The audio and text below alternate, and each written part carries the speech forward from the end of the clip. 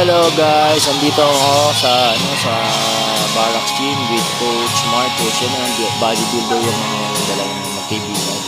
So makikita niyo sa Mr. Gym sa Barracks ng Caloocan, ha? Ayan. Yung dalawa. So ang gaganda ng kanila mga set at pagdating sa pagbubuhat. Ayan.